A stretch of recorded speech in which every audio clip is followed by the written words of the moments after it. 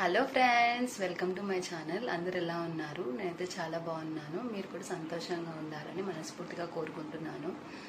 Thumbnail చూస్తేనే మీకు అర్థమైపోతుంది కదా. So let's get started.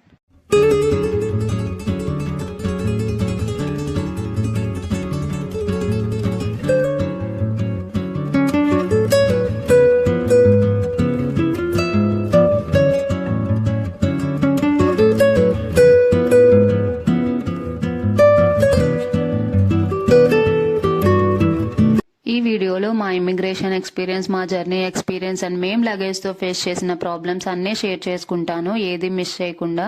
So video అనేది ఎండ్ వరకు చూడండి, స్కిప్ చేయకుండా. ట్రావెల్ చేసే వాళ్ళకి యూజ్ అవుతుంది. మేమైతే ఇండియా నుంచి లగ్జంబర్గ్కి మూవ్ అవుతున్నాము. ఇండియా నుంచి అందరినీ వదిలి వెళ్తున్నందుకు బాధగా అండ్ కొత్త ప్లేస్కి వెళ్తున్నాం కదా, అక్కడ ఎలా ఉంటుందో అని కొంచెం నర్వస్నెస్తో అండ్ ఎక్సైట్మెంట్తో, టచ్ వుడ్ అక్కడ కూడా అంతా బాగుండాలి అని అనుకుని అయితే మేము మా జర్నీ అని స్టార్ట్ చేశాము. మేము ట్రావెల్ చేసింది అయితే Chennai to Dubai, Dubai to Paris and Paris to Luxembourg. Chennai to Dubai, Dubai to Paris వరకు మాత్రం ఎమిరేట్స్లో ట్రావెల్ చేశాము. ప్యారిస్ టు లగ్జంబర్గ్ వచ్చేసి లక్స్ ఎయిర్లైన్స్ త్రూ ట్రావెల్ చేశాము. టికెట్స్ బుక్ చేసుకునేటప్పుడే డబల్ చెక్ చేసుకుని అయితే బుక్ చేసుకోండి.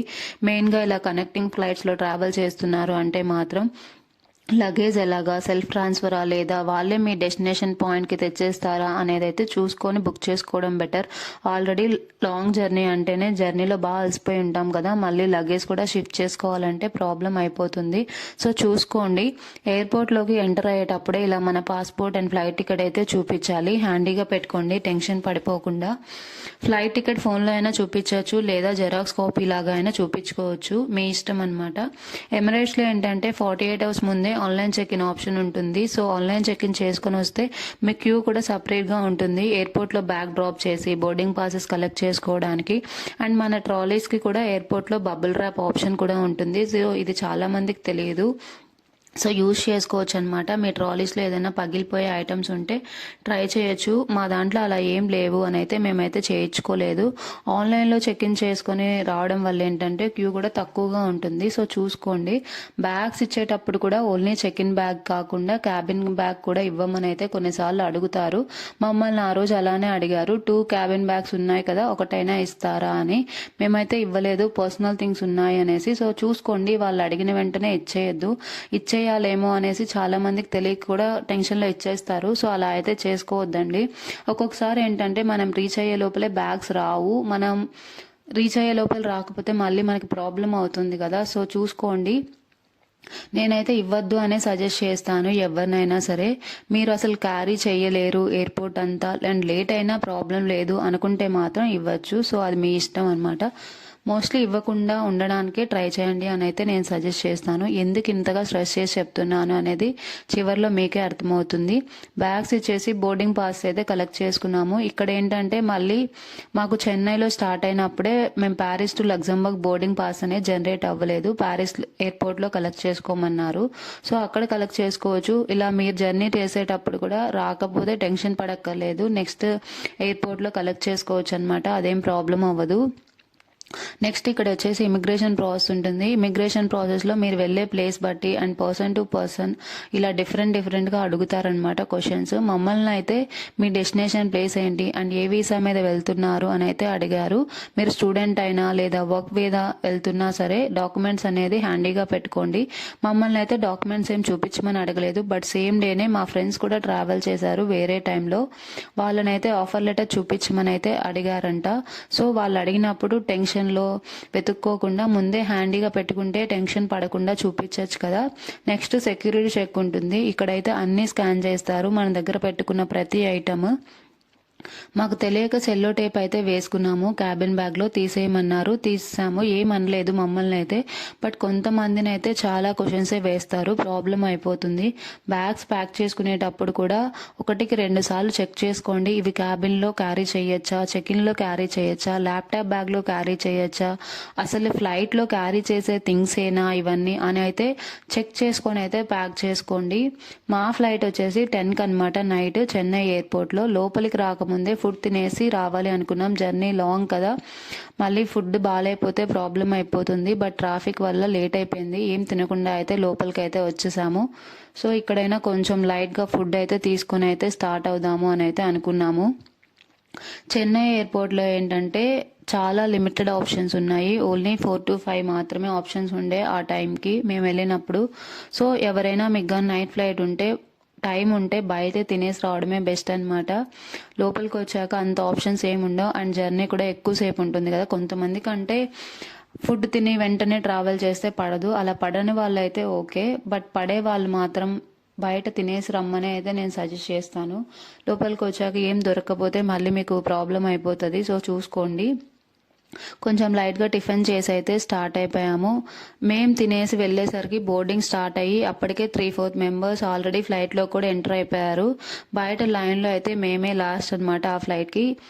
ఎమిరేట్స్ ఏంటంటే మేము బుక్ చేసుకోవడానికి మెయిన్ రీజన్ సీట్స్ కొంచెం స్పేషియస్గా ఉంటాయి compare to other airlines and food కూడా కొంచెం బాగుంటుంది అని అయితే అనుకొని అయితే బుక్ చేసుకున్నాము. ఫ్లైట్ కూడా బాగానే ఉండింది, మాకైతే ఇబ్బంది ఏం అవ్వలేదు. ఫ్లైట్లో ఇలా ఎంటర్ అయిన వెంటనే ఫస్ట్ అయితే బిజినెస్ క్లాస్ వస్తుంది, దాన్ని క్రాస్ చేసి వెళ్తే ఇలా ఎకానమీ క్లాస్ అనేది ఉంటుందన్నమాట.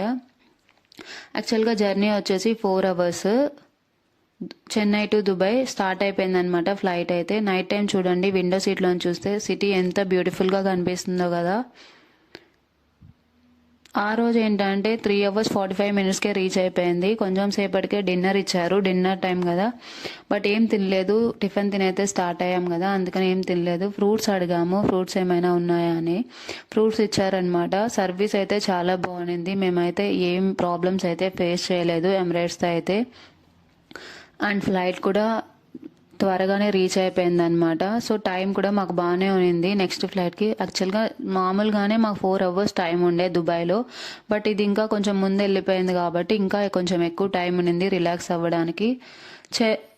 ఇలా ఏంటంటే చెన్నై ఎయిర్పోర్ట్ చిన్నదే, దుబాయ్ ఎయిర్పోర్ట్ చాలా పెద్దగా ఉంటుంది. సో ఒక టెర్మినల్ నుంచి ఒక టెర్మినల్కి టైం పడుతుంది కదా, నడుచుకుంటూ వెళ్ళాలి అనేసి ఫస్ట్ టెర్మినల్ అసలు మనది ఏంటి అనేసి చూసుకుందాము, నెక్స్ట్ ఇబ్బంది పడకుండా ఉంటాం కదా లేట్ అయితే అని చూసుకొని అయితే రిలాక్స్ అవుదాం అనుకున్నాము.